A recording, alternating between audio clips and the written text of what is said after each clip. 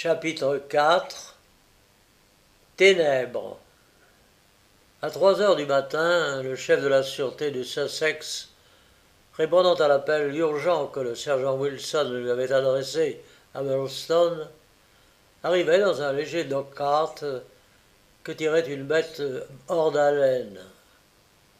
Par le train de 5h40 du matin, il envoya son message à Scotland Yard, et quand à midi nous débarquâmes à Murdstone, il nous reçut à la gare. C'était un homme assuré, tranquille, rassis, vêtu d'un ample costume de gros drap, le visage sans un poil de barbe, rubicond, replet, les jambes puissantes et noueuses, sanglées dans des huiseaux. On le prit pour un petit fermier, pour un garde-chasse, enfin pour tout au monde, plutôt que pour un officier très distingué de police, criminel de la province. Ça va ronfler, je vous dis que ça, monsieur MacDonald, répéta-t-il comme un refrain. Laissez la nouvelle s'ébruiter, et vous verrez les journalistes accourir plus nombreux que des mouches. J'espère que nous aurons fini avant qu'ils mettent le nez dans l'affaire et brouillent toutes les pistes. C'est quelque chose, voyez-vous, qui ressemble à rien dont on se souvienne. Sauf erreur, vous y trouverez votre compte, monsieur Holmes. Et vous aussi, monsieur Watson, car l'enquête ne se terminera pas sans que le médecin ait leur mot à dire. Votre chambre vous attend à l'enseigne des armes de Westville. Pas d'autre auberge, mais c'est propre. La maison est bonne. On va vous porter vos sacs. Par ici, je vous prie. Vraiment, il était l'activité, la gaieté en personne, ce détective de Sussex. Au bout de 10 minutes, nous étions installés à l'auberge. Au bout de 2 autres 10 minutes, nous avions eu par lui, dans le petit salon, un rapide aperçu des faits. De temps en temps, MacDonald prenait des notes. Holmes, attentif, immobile, écoutait, avec l'émoi, le respect, l'admiration du botaniste contemplant une fleur rare et précieuse. Étonnant, dit-il, quand White Mason eut achevé son récit. Je ne me rappelle pas un cas où soient réunis tant de traits singuliers. Oh, mais votre opinion ne me surprend pas, monsieur Holmes, répondit White Mason, rayonnant de plaisir. Non, nous marchons avec notre temps dans le Sussex. Je viens de vous dire ce qui s'est passé jusqu'au moment où j'ai relevé le sergent Wilson, entre 3 et 4 heures. Quel train j'ai amené ma jument, parole d'honneur. J'aurais pu m'en dispenser, n'étant pas à même de me rendre des mesures immédiates. Le sergent avait en main les renseignements essentiels. Je les pesais, je les contrôlais, j'en en ajoutais quelques autres. Par exemple, demanda Holmes. Oh, par exemple, en présence et avec l'aide du docteur Wood, j'examinais le marteau. Nous n'y découvrîmes aucun indice de violence. J'espérais que M. Douglas avait pu s'en faire une arme, et qu'avant de se laisser retomber sur le tapis, il avait frappé son assassin, et que les taches y étaient restées. Mais le marteau ne portait point de taches. Oh, ça ne prouve rien, naturellement, fit observer MacDonald. Bien des fois, un marteau a pu servir d'instrument de meurtre sans qu'il y reste des traces pour en témoigner. En ce fait, cela ne prouve rien. Mais s'il y avait eu des traces, c'eût été inutile, un indice. Oh, je regrette qu'il n'y en ait pas. J'examinai ensuite le fusil. On l'avait chargé avec des chevrotines, et comme vous l'a dit le sergent Wilson, on avait relié les 2 gâchettes par un fil de fer, qu'en pressant sur la gâchette postérieure, on détermina un double décharge. Ce qu'il avait fait, ça, c'était dépêché à ne pas rater son homme. L'arme, sciée à son extrémité, avait tout au plus 5 pieds de long et pouvait se dissimuler sous un vêtement. Le nom du fabricant avait disparu en partie. Les 3 lettres P-E-N se voyaient encore sur la cannelure entre les 2 canons. La scie avait enlevé le reste. Un P majuscule, surmonté d'un paraphe en E et un N plus petit, n'est-ce pas demanda Holmes. Oui, précisément. Pennsylvania, Small Arm Company, la célèbre marque américaine. Oui, Wright Watson regarda mon ami, comme l'aime le policier de village, en fait de difficulté qu'il arrête, regarde le spécialiste d'Ave Street qui le résout d'un mot. Mais cette indication va beaucoup nous aider, monsieur Holmes. Oh, vous avez sûrement raison. Admirable, admirable.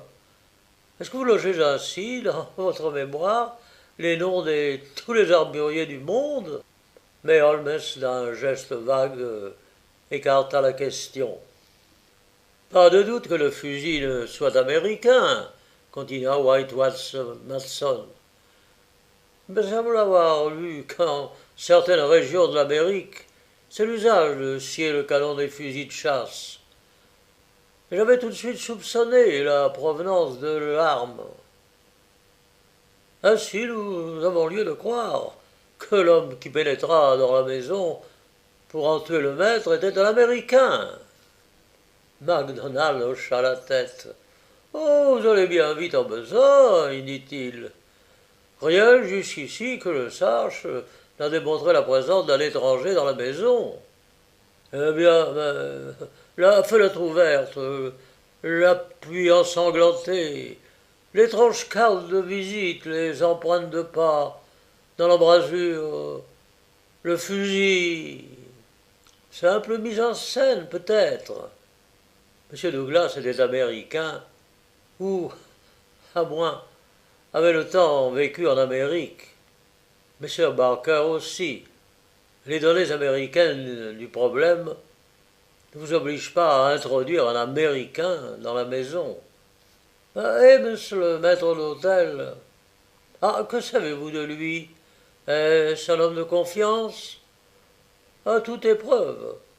10 ans au service de Sir Charles Cos, passé chez Douglas il y a 5 ans, lorsque Lucie est venu habiter le manoir. Jamais il n'a vu dans la maison un fusil de ce genre.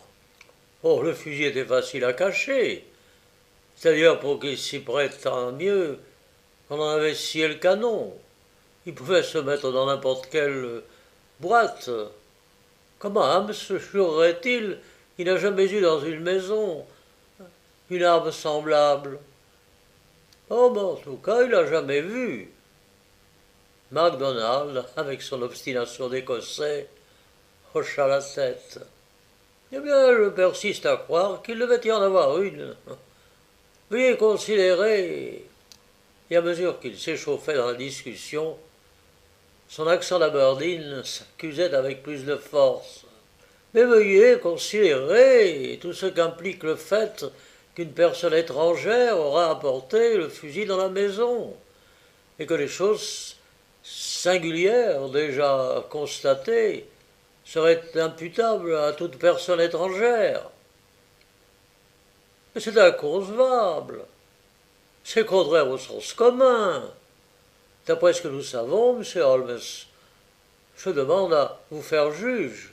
Mais exposez le cas, M. Holmes, du ton le plus judiciaire. Mais l'étranger, s'il a jamais existé, n'était pas un cambrioleur. L'anneau enlevé, la carte laissée près du mort, c'est la double indication d'un assassinat motivé par des raisons intimes. Bien, voilà un homme qui glisse dans la maison avec l'idée arrêtée de commettre un meurtre. S'il peut savoir quelque chose, c'est qu'il ne fuira pas facilement, car la maison est entourée d'eau. Et quelle arme choisira-t-il? Vous me répondrez, la plus silencieuse possible. Ainsi, son dessein accompli, il enjambera lestement la fenêtre, traversera le fossé et saluera tout à loisir. On comprend cela. Mais comprendrait-on qu'il choisit au contraire l'arme la plus bruyante du monde, n'ignorant pas que la détonation mettra la maison sur pied, qu'en un clin d'œil les gens accourront, et qu'à mille chances d'être aperçus avant d'avoir traversé le fossé? Voyons, monsieur Holmes, mais est-ce croyable? Vous présentez vigoureusement votre thèse, repartit mon ami pensif. Elle mérite justification. Laissez-moi vous demander, monsieur White Mason, si vous avez examiné le bord extérieur du fossé. Un homme, en sortant de l'eau, aurait pu y laisser des traces. Ah, mais le fossé a un rebord de pierre, monsieur Holmes. Je n'ai pas relevé de traces, non. Oh, je ne l'espérais guère. Quoi, pas une marque? Non, pas une. Ah, verrez-vous l'inconvénient, monsieur Emerson, à nous mener tous de suite jusqu'au manoir? Nous recueillerons peut-être là-bas quelques détails utiles. Mais j'allais vous le proposer, monsieur Holmes. Mais je croyais bon de commencer par vous mettre au courant des faits. J'aime à penser que quelque chose vous frappe. White Mason regarda mon ami d'un air de méfiance. J'ai déjà travaillé avec M. Holmes, dit l'inspecteur MacDonald. Il joue franc jeu. Pourvu que je joue à ma guise, compléta Holmes avec un sourire. Je n'entre pas dans une affaire que pour aider aux fins de la loi et collaborer avec la police. Si jamais je me suis séparé de l'autorité officielle, c'est qu'elle s'est elle-même séparée de moi. Je ne désire pas manquer les points à ses dépens, mais je revendique le droit de mener ma partie comme je l'entends, et de m'annoncer mes résultats qu'à mon heure, d'un coup. Mais votre présence m'honore, et je ne doute pas que vous ne fassiez profiter de vos découvertes, répliqua d'une voix cordiale White Mason. Venez, docteur Watson, je compte bien prendre place un jour dans votre livre. Nous descendîmes l'amusante rue du village, que bordaient sur la droite et sur sa gauche des arbres écimés. À sa sortie même se dressaient deux antiques piliers de pierre salis par les intempéries et les lichens, couronnés par quelque chose d'informe qui avait jadis été le lion rampant de Capus de Bisclone. Une courte allée sinueuse entre des pelouses et des chênes, comme on ne revoit que dans la campagne anglaise, un coup de brusque, et la maison apparut, longue, basse, dans son architecture jacobienne, de briques sombres, avec son jardin d'autrefois planté d'ifs taillés. Puis nous aperçûmes le pont-levis, le fossé large, aux belles eaux tranquilles, miroitantes sous le froid soleil d'hiver. 3 siècles avaient passé sur le manoir, 3 siècles de naissance, de départ et d'arrivée, de drames, de mâts, chasses, singulière fantaisie du sort, qu'au bout de tant d'années, le mystère d'aujourd'hui jeta une ombre sur ces murs vénérables. Pourtant, ces toits aigus, ces pignons surplombants, avaient l'air fait exprès pour courir quelque ténébreuse et terrible intrigue.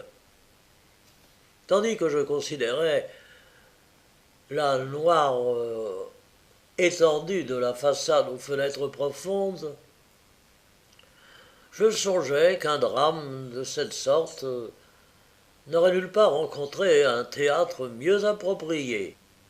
Voici la fenêtre, dit White Mason, la première à gauche du pont-levis. Elle est encore ouverte comme la nuit dernière. Elle semble bien étroite pour livrer passage à un homme. Eh bien, quoi, l'homme était mince. Pas besoin de votre indiction pour me l'apprendre, monsieur Holmes. Vous ou moi, nous passerions en nous serrant. Holmes gagna le bord du fossé et regarda autour de lui. Puis il examina la rebord de la pierre et la bande de gazon environnante. Oh, j'ai bien regardé aussi, monsieur Holmes. Rien à voir, aucune trace d'un homme ayant pris terre. Pourquoi du reste aurait-il nécessairement laissé des traces? En effet, pourquoi? Est-ce que l'eau est toujours trouble? Voilà généralement cette couleur. Le ruisseau charrie de la glaise. Quelle profondeur mesure le fossé? Environ 2 pieds sur les côtés, 3 au milieu. Par conséquent, impossible que l'homme se soit noyé en traversant. Ah, impossible, hein.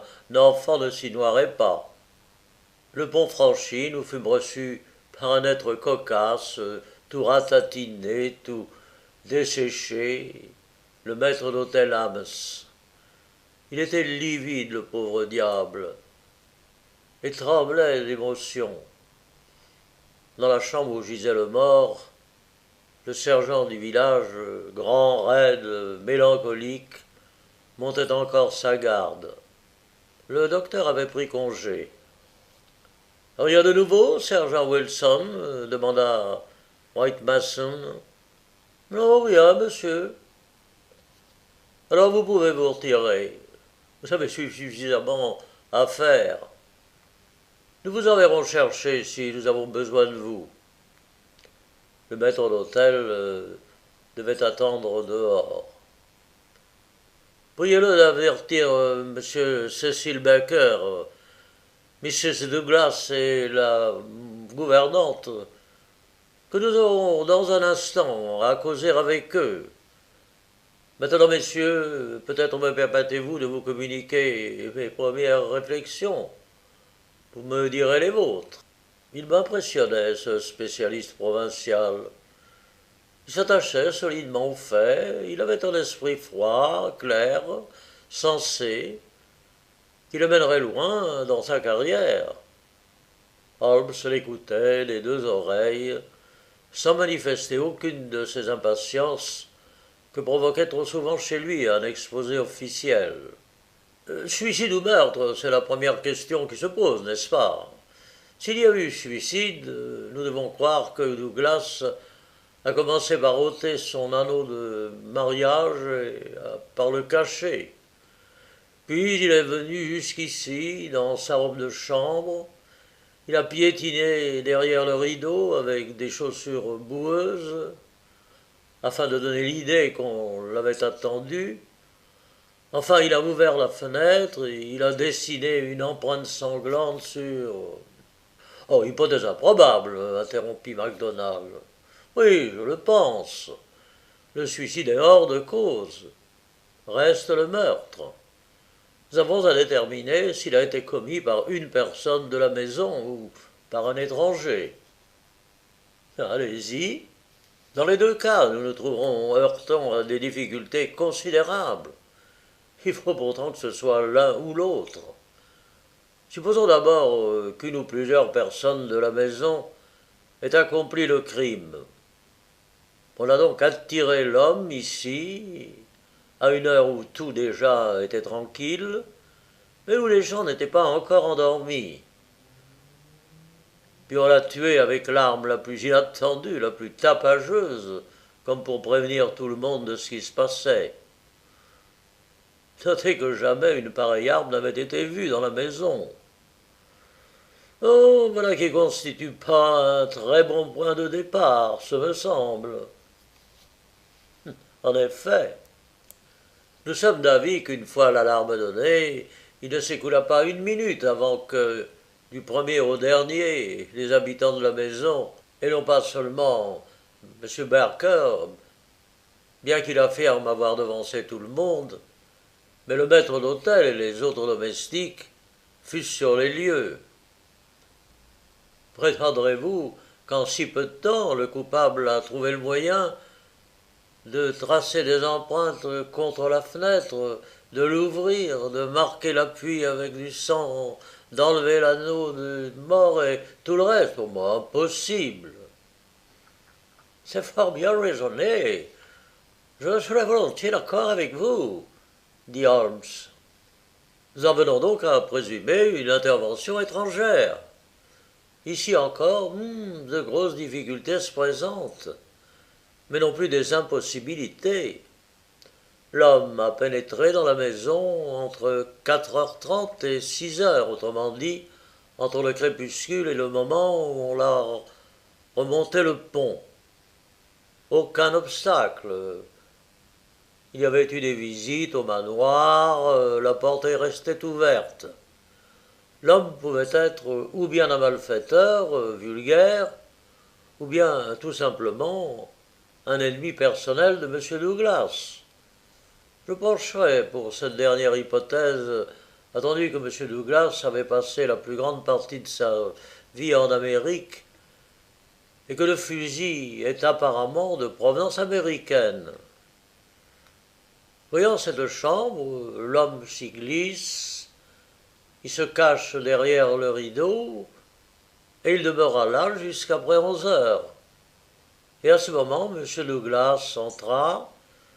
La conversation qui s'ensuivit, si du moins il s'ensuivit une conversation, fut brève, car Mrs. Douglas déclara que son mari l'avait à peine quitté depuis quelques minutes quand elle entendit le coup de feu. « La bougie confirme ce témoignage, » dit Holmes. Effectivement, la bougie était neuve et n'a brûlé tout au plus que d'un demi-pouce. M. Douglas devait l'avoir posée sur la table avant l'agression, sans qu'elle l'eût accompagné dans sa chute. On n'a donc pas attaqué à l'instant où il entrait dans la chambre. Après l'arrivée de M. Barker, la lampe fut allumée et la bougie éteinte. À merveille! Ces bases de données reconstruisons la scène. M. Douglas entre dans la chambre. Il pose son bougeoir, un homme sort de derrière le rideau, il est armé du fusil. Il réclame l'anneau de mariage. Dieu sait pourquoi, mais enfin, il le réclame. Qu'il agisse de sang-froid ou dans la chaleur d'une lutte, car Douglas a peut-être saisi le marteau qu'on a retrouvé sur le tapis, il fait feu, et il inflige à Douglas cette mort épouvantable. Puis il laisse tomber son arme et cette mystérieuse carte VV 341. Il se sauve par la fenêtre et il traverse le fossé à la minute même où Barker découvre le crime. Qu'en dites-vous, monsieur Holmes? Très intéressant, mais pas tout à fait convaincant.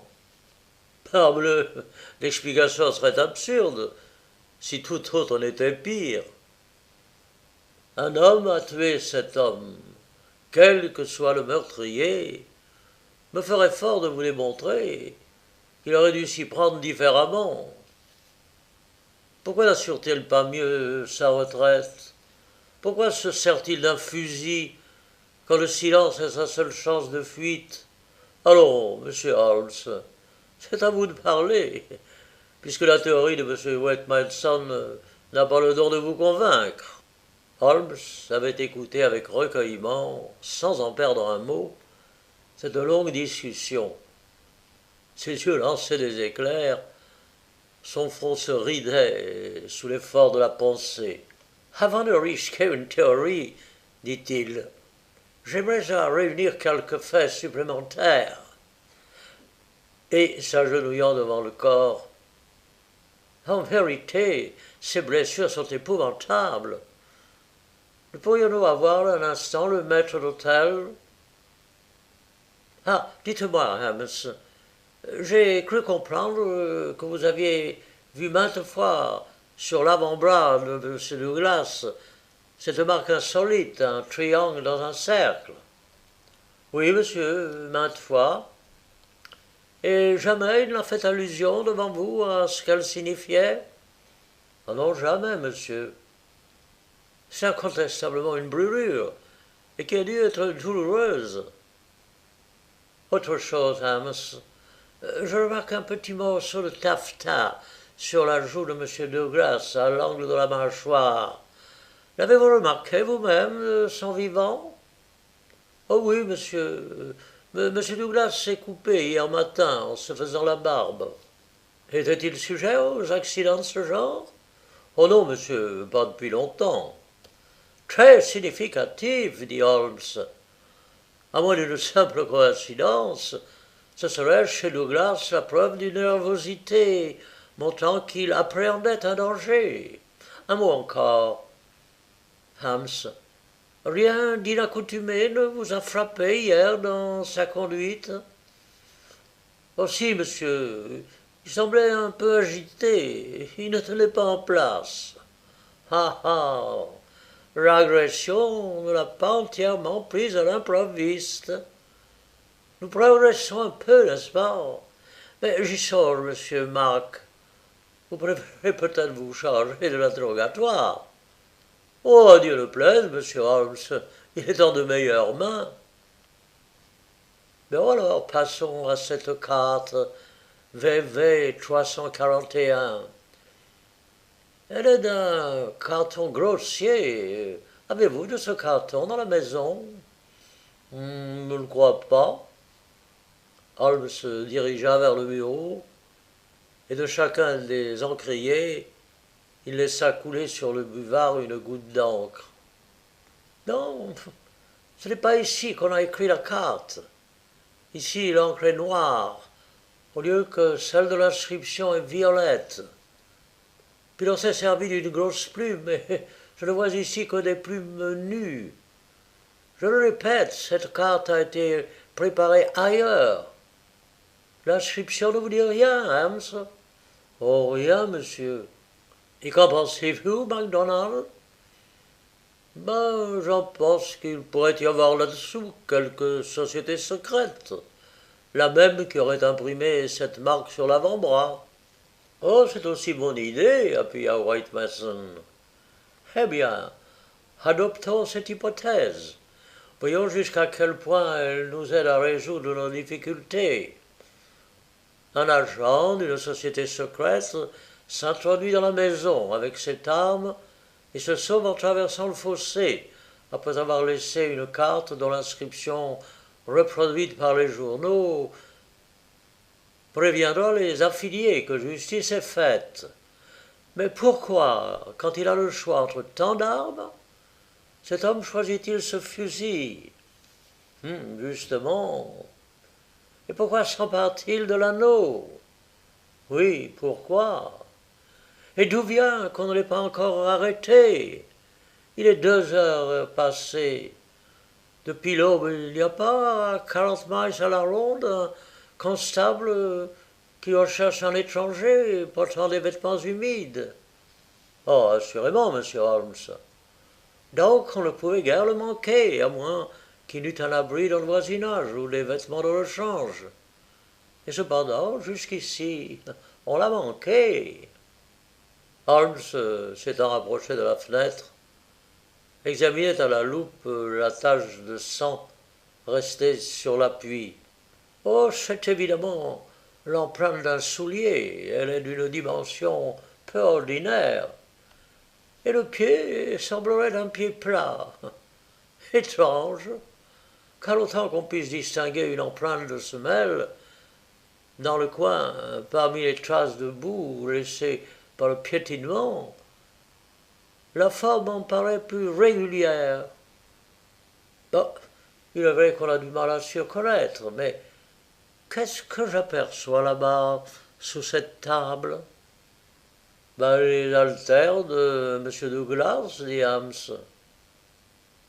Et un des haltères, car il n'y en a qu'un, où est l'autre? Oh, je l'ignore, monsieur Holmes. Je peux qu'on n'en ait jamais eu et que je n'ai pas fait attention depuis des mois. Un haltère, fit Holmes d'un air grave. À ce moment, un coup sec frappé à la porte vint interrompre. Un homme apparut, grand, rasé, le teint râlé, la figure intelligente. À ce que je savais de lui, je reconnus M. Cecil Barker. Ses yeux autoritaires promenaient de visage en visage une interrogation muette. Désolé de vous déranger, dit-il, mais je vous apporte une nouvelle. On tient l'assassin? Oh non, hélas, pas encore. On a seulement découvert sa bicyclette qu'il avait abandonnée. Venez, venez y jeter un coup d'œil. Elle n'est qu'à une centaine de yards de l'entrée. 4 individus, garçons d'écurie et flâneurs groupés dans la grande allée, regardaient une bicyclette qu'on venait de retirer d'un buisson. C'était une Rudge Whiteworth, fatiguée par l'usage, couverte d'éclaboussures comme après une course, munie d'un sac renfermant une clé anglaise et une burette à huile. Elle ne fournit aucun indice qui en révélât, si peu que ce fût, le propriétaire. Ces objets, dit l'inspecteur, serviraient utilement à la police s'ils étaient numérotés et enregistrés. Mais contentons-nous de ce que nous avons. Sachons où est allé le cycliste et nous finirons bien par savoir d'où il venait. Pourquoi d'ailleurs le gaillard a-t-il abandonné sa machine?